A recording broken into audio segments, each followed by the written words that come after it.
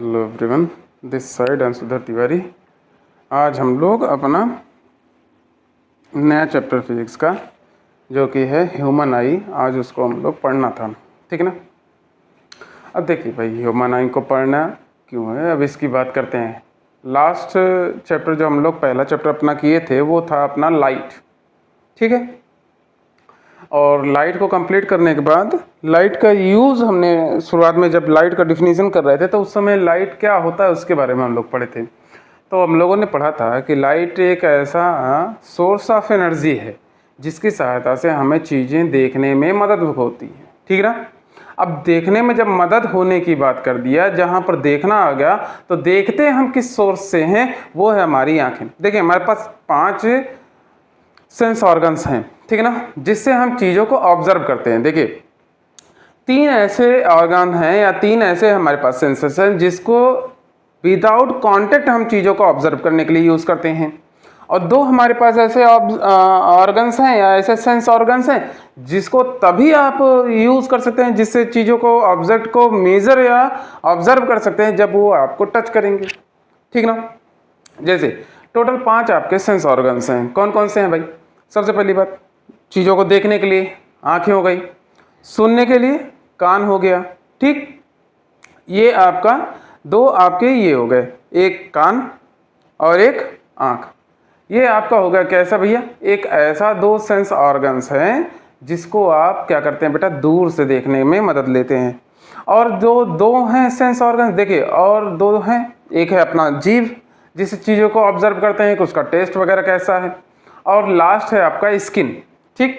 Skin एक ऐसा sense organs है जिसको आप कैसे मदद करते हैं भाई, ये आप टच करके कि ठंडा है कि चीज़ें गर्म हैं, खुरदुरी हैं कि चिकनी हैं, ये चीज़ें ऑब्जर्व करते हैं, ठीक है। हमारे पास ये 5 जो सेंस ऑर्गन्स हैं, इन 5 सेंस ऑर्गन्स में जो सबसे ज़्यादा और लगातार यूज़ होने वाला ऑर्गन है वो है आपकी आँखें। और आँखों को हम आज यही चैप्टर अपना चालू करेंगे जिसका नाम है ह्यूमन आई। तो चलिए ह्यूमन आई क्या होता है, अब ये बात करते हैं कि आँख क्या है। तो भाई आँख एक ऐसा ह्यूमन ऑर्गन है या आँख ऐसा ऑर्गन ऑफ अ बॉडी है, बॉडी का एक ऐसा हिस्सा है जो कि हमें चीज़ों को देखने में मदद करती है। अब मदद करती कैसे है भाई? तो ह्यूमन आई या आई जो है वो चीज़ों को ऑब्जर्व करने के पीछे ऑब्जेक्ट का ऊपर पड़ी हुई लाइट का जब रिफ्लेक्शन करके हमारी आंखों में आती है तब हम चीज़ों को ऑब्जर्व कर पाते हैं। तो आंख तभी वर्क करेगा जब आप क्या करेंगे बेटा, जब आप चीज़ों को रिफ्लेक्शन के थ्रू लाइट आपकी आंख में पहुंचेगा, तभी आप चीज़ों को ऑब्जर्व कर पाएंगे। चलिए आज हम लोग बेसिक इंट्रोडक्शन करेंगे, छोटा वीडियो ही रहेगा, लेकिन यही ह्यूमन आई का जो बेसिक स्ट्रक्चर है ये आपको याद रखना है, सारी चीज़ें, ठीक है ना। चलिए पहला है, ये देखिए एक हमारा ह्यूमन आई का स्ट्रक्चर है, ठीक है।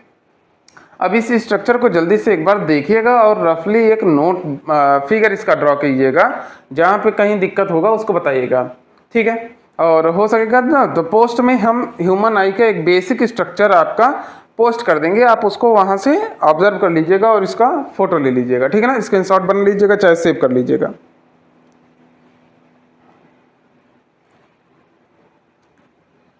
चलिए नोट करिए जल्दी से। चलिए नोट कर लिए होंगे, साथ ही साथ ये भी नोट कर लीजिएगा सेंस ऑर्गन्स। सेंस ऑर्गन्स कौन कौन से हैं बेटा? 5 हैं आपके। पहला जो दूर से फॉर ऑब्जर्वेशन, दूर से जिसको टच करने की आवश्यकता ना हो, ऐसे 3 आपके सेंस ऑर्गन्स हैं। पहला आई, देखने में मदद करता है। दूसरा ईयर, सुनने में मदद करता है, हियरिंग में। तीसरा नोज, सूंघने में। और इन तीनों को आप दूर से ऑब्जर्वेशन में करते हैं जब दूर से होता है, और जब टच वाला पोजीशन आता है आप तभी ऑब्जर्व कर पाएंगे। तो ऐसे 2 सेंस ऑर्गन्स हैं, वो कौन कौन से हैं बेटा? एक आपका स्किन है और लास्ट आपका कौन सा है, टंग,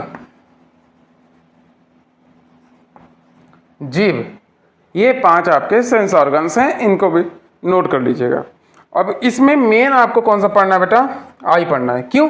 क्योंकि ईयर आपका क्लास 9th में था, आपने साउंड चैप्टर, लास्ट चैप्टर आपका फिजिक्स का था, आप उसको पढ़ते हुए ईयर के बारे में पढ़े थे। अब आपको आई के बारे में पढ़ना है, क्योंकि यहाँ पर हम लोग किसका बात कर रहे हैं भाई, लाइट से रिलेटेड बातें कर रहे हैं। चलिए, ड्रा हो गया होगा, बात करते हैं। पहले एक बार इसको जल्दी जल्दी ऑब्जर्व कर लेते हैं, ताकि इसका नोट्स भी आज ही कंप्लीट करेंगे, दोबारा इस पॉइंट्स को हमें नहीं करना है, ठीक है।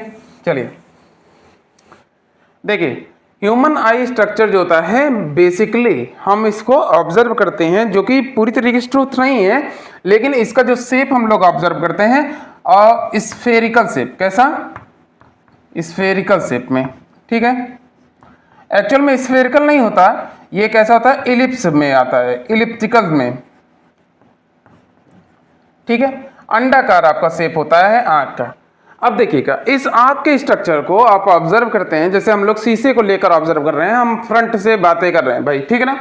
फ्रंट से बातें करते हैं तो हमारी आंख का यहाँ पर ये जो आप देख रहे हैं, ये आउटर लेयरिंग है वाइट कलर की, जो हमारी ये आंख की सफेद कलर की लेयरिंग होती है, वही क्या कहलाती है बेटा, स्क्लेरोटिक। क्या कहलाती है, स्क्लेरोटिक। और ये होता क्या है, ये एक नॉन ट्रांसपेरेंट वाइट लेयरिंग होती है, जो कि आंखों को क्या करती है, प्रोटेक्शन प्रदान करती है, ठीक है।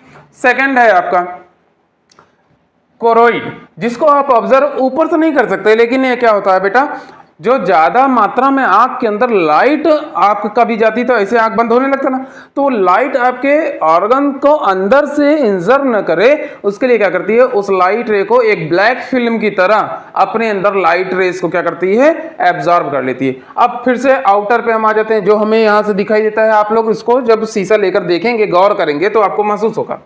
वो कौन कौन सा है बेटा, एक पोर्शन होता है, जब आप क्या करिए, आंख के सामने शीशा रखिएगा, और शीशा रखने के बाद आप उसके ऊपर फ्लैश लाइट जलाइएगा, तो आप देखेंगे कि हमारी आंख पे ये जो ब्लैक कलर का होता है, ये ब्लैक कलर का, आप उसको देखेंगे इसी से खड़ी खड़ी स्ट्रिप्स उसमें पड़ी होती हैं, ठीक है ना। वो स्ट्रिप क्या होती हैं, वो कहलाती हैं आपकी आइरिस। क्या कहलाती हैं, आइरिस कहलाती हैं। और ये काले कलर की होती है, यही रीजन है आपका, जो कई लोग कहते हैं आंखों का रंग, तो उसके पीछे रीजन कौन सा है, ये आइरिस होता है। और इसकी वजह से किसी किसी की आंखें ब्राउन होती हैं, किसी की आंखें ब्लू होती हैं, किसी की हल्की ग्रीनिश होती हैं।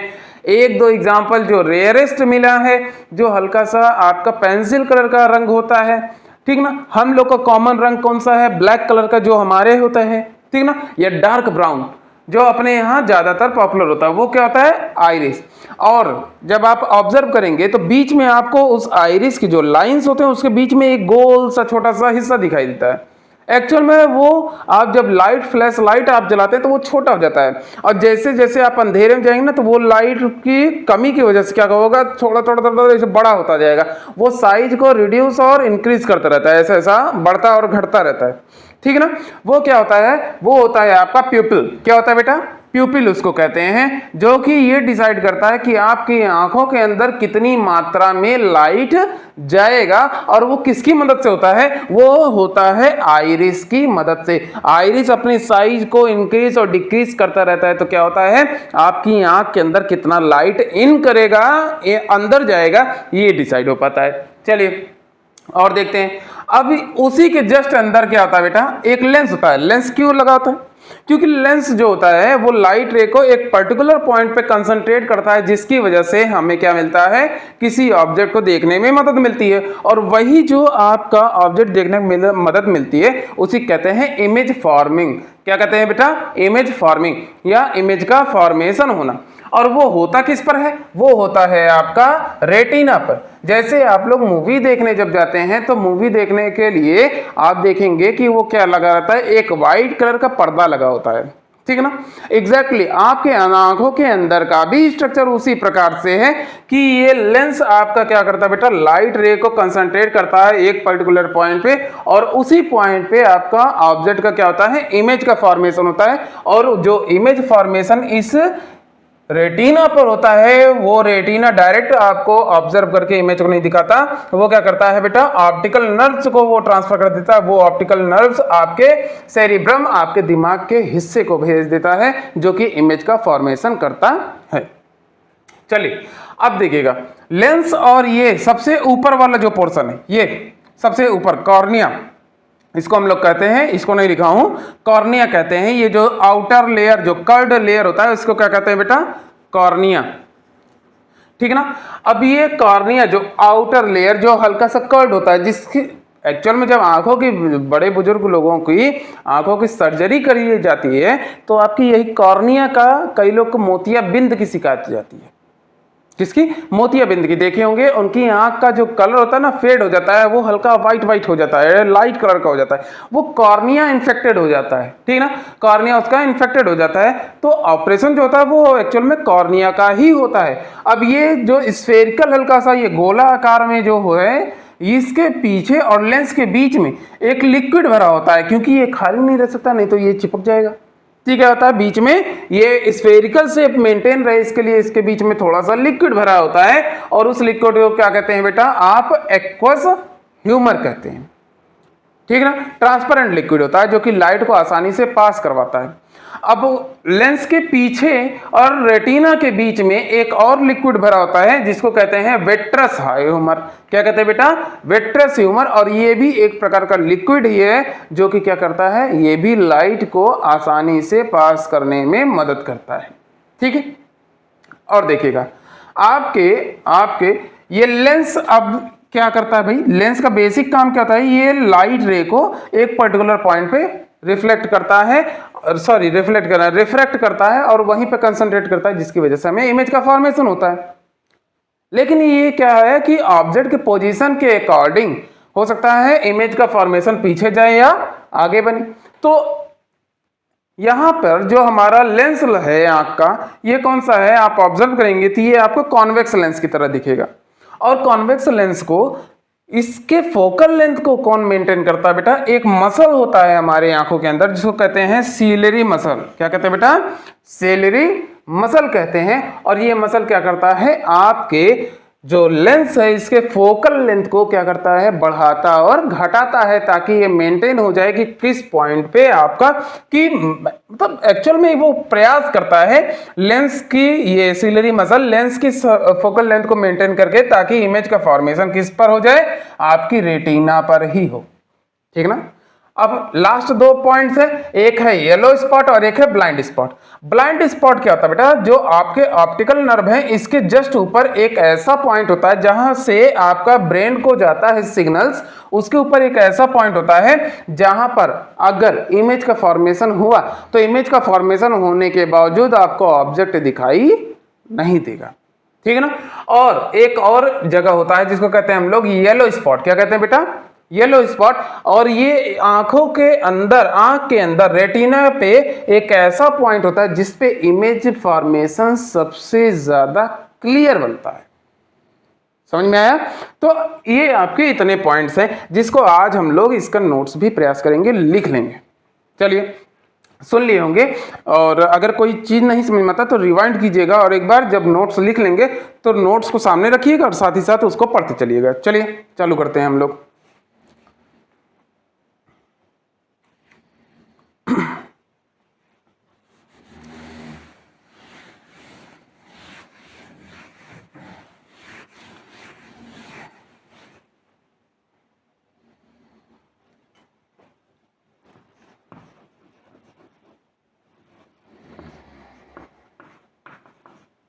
स्क्लेरोटिक, चलिए इसके बारे में हमने क्या कहा था, आई बॉल्स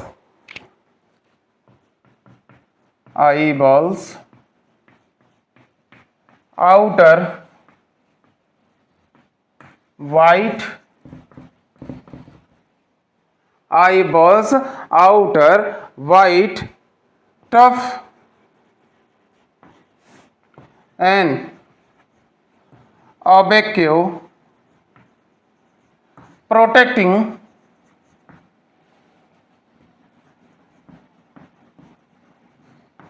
layer। चलिए, eye balls outer protecting layer.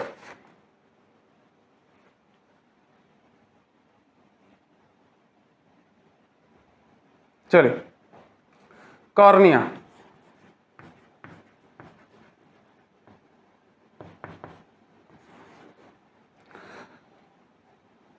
Bulging, चलिए बल्जिंग आउटवर्ड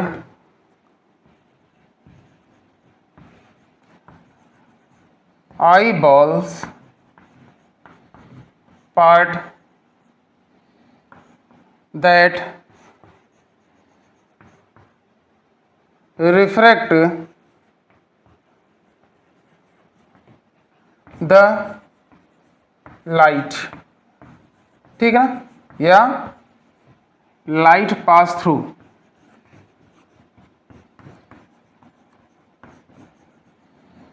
उभरा हुआ एक ऐसा आंख का हिस्सा जहां से रिफ्रैक्शन का प्रोसेस होता है या जहां से लाइट एंटर्स, जहां से क्या होता है, लाइट क्या होता है, अंदर जाता है आंखों के, वो क्या कहता है, आपका कॉर्निया कहलाता है। चलिए,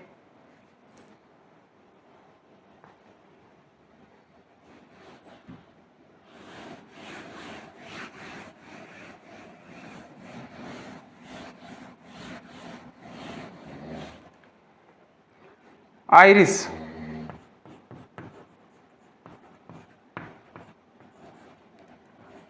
colored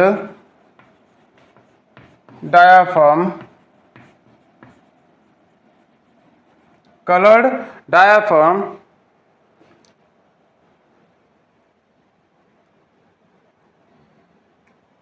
that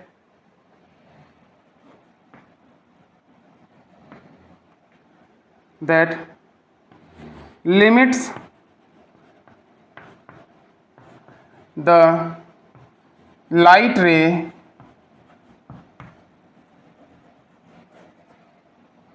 ठीक है, colour diaphragm that limits the light ray, और इसी की वजह से क्या होता है, it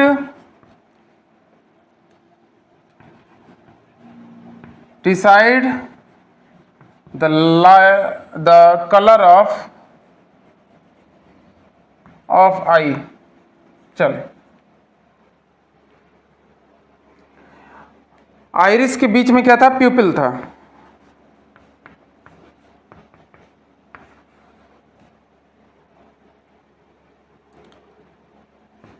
The small hole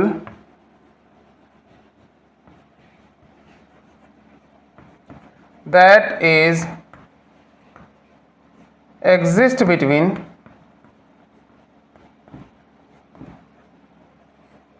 the iris that control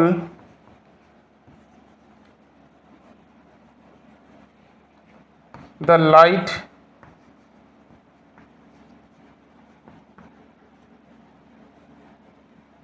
enters by the help of increasing and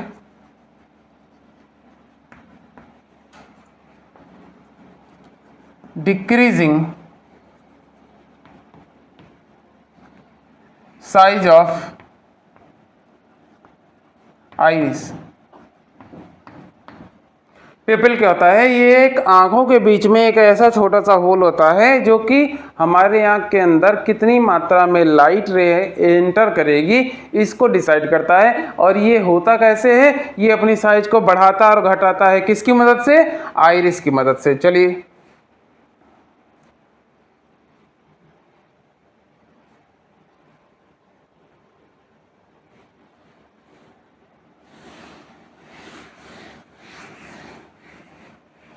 आज हम लोग बेसिक स्ट्रक्चर करेंगे ताकि कल इसके बारे में खूब बढ़िया से पढ़ा जाएगा।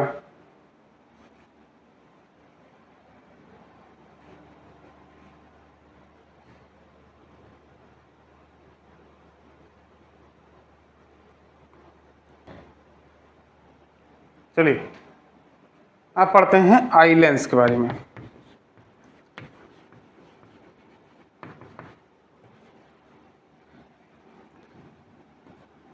The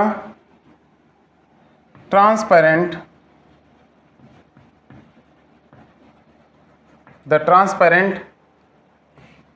convex type lens behind the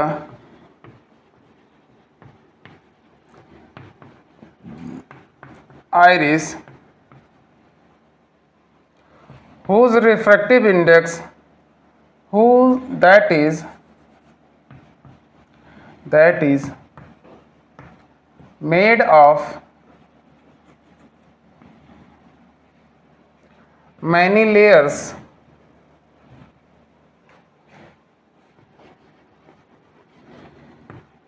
whose refractive index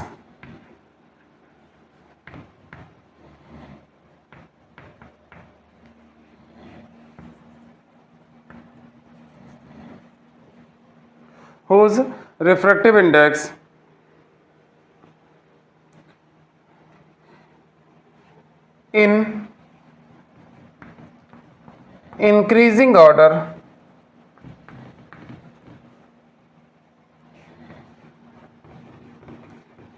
from outer layer to inner layer।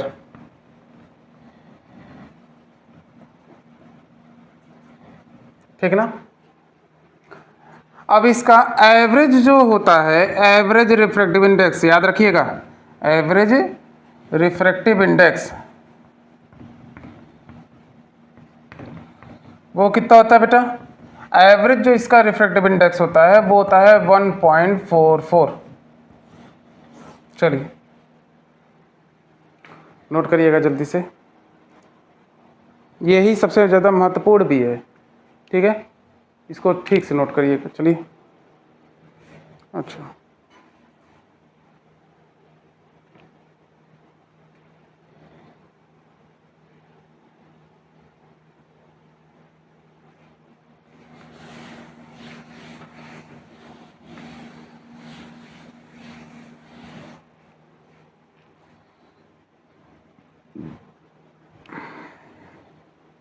its position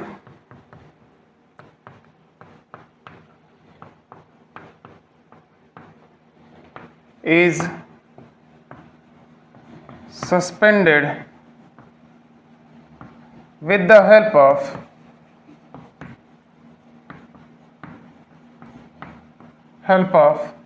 ciliary muscles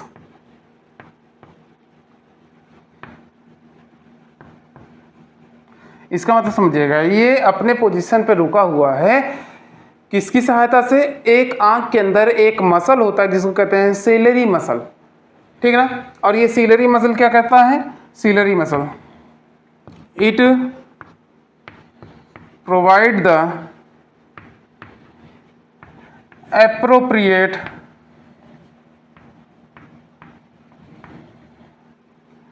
focal length of lens by stretching and relaxing according to the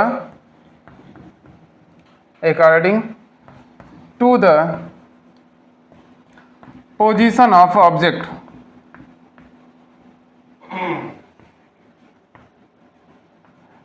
object के position के according salary muscle क्या करता है? आपकी lens को या तो पतला कर देगा खींच के, ठीक, या तो दबाकर या रिलैक्स छोड़कर क्या कर देगा? उसको मोटा कर देगा। अब दबाकर मोटा कर देने का मतलब क्या हो गया कि वो ऐसा उसका कर्ड एरिया क्या हो जाएगा बेटा? कम हो जाएगा। यानी कि जब कर्ड एरिया उसका कम हो जाएगा यानी कि उसका फोकल लेंथ क्या हो गया? रिड्यूस हो गया। और जब उसको स्ट्रेच करेगा तो क्या हो जाएगा? जब उसको बाहर की ओर खींचेगा, पतला कर देगा तो उसका कर्वेचर बढ़ जाएगा ना भाई, इसलिए उसका क्या हो जाएगा? फोकल लेंथ ज़्यादा हो जाएगा। ठीक ना। ये आपका सीलरी मसल का वर्क है। चलिएगा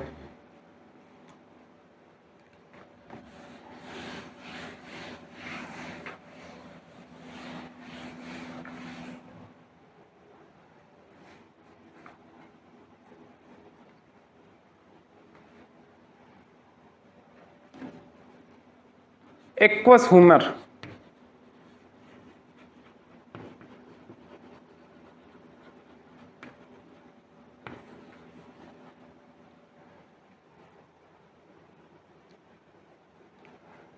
the transparent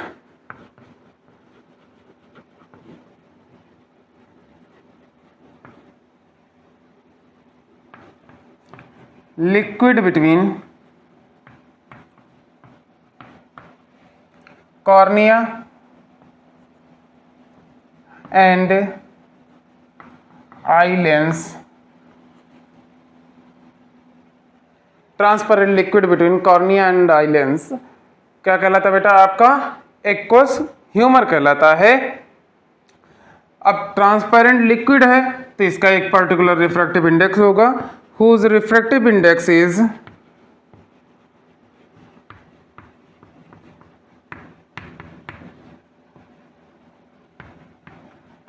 refractive index is 1.336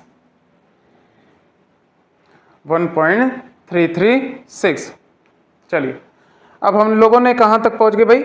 हम लोग आँख के स्ट्रक्चर के लिए कॉर्निया हो गया, कॉर्निया के अंदर का हमारा ये आइरिस हो गया, आइरिस के बीच का प्यूपिल हो गया, प्यूपिल के बीच का ये एक्वस, यहाँ पर एक्वस ह्यूमर हो गया, हमारा आई लेंस हो गया, आई लेंस को सपोर्ट प्रदान करने वाला बेटा सीलरी मसल हो गया। अब सीलरी मसल जब आपका हो गया तब आप क्या करेंगे? ये अंदर का स्ट्रक्चर जिसको कहते हैं विट्रस ह्यूमर, अब इसकी बातें करते हैं ताकि हम लोग पीछे वाला कल कर लेंगे, लेकिन आज जो है मेन पोर्शन अपना कंप्लीट करते हैं, ठीक है।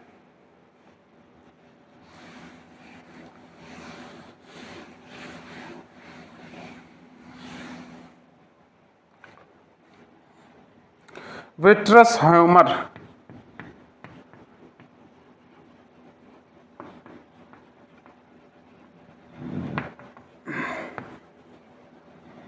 चलिए ये क्या होता है? ये भी एक ट्रांसपेरेंट लिक्विड है,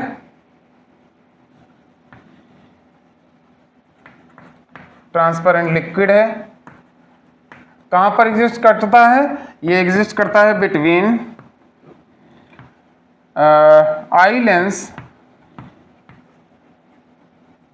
एंड रेटिना।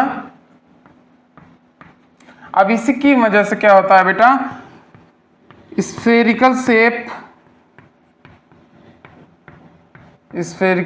शेप आपका आंख का बना रहता है इसकी मदद से, ठीक ना, आई बॉल का। अच्छा और क्या होता है भाई? अब ये ट्रांसपेरेंट है, लिक्विड भी है, ये लाइट को एंटर होने दे रहा है तो इसका ये रिफ्रैक्टिव इंडेक्स होगा, और इसका भी रिफ्रैक्टिव इंडेक्स जैसे आपका एक्वस ह्यूमर का था वही है 1.336। नोट कर लीजिएगा। विट्रस ह्यूमर तक आज हम लोग किए हैं, ठीक ना। अभी क्या क्या बचा है बेटा? अभी अपना स्क्लेरोटिक बचा है, कॉरॉइड बचा है, retina, yellow spot, black spot और ऑप्टिकल नर्व। इतने के बारे में हमें और लिखना भी है और थोड़ा सा और गौर से समझना भी है। आज लेट ज़्यादा हो गया इसलिए बहुत लंबी क्लास उचित नहीं है, ठीक है।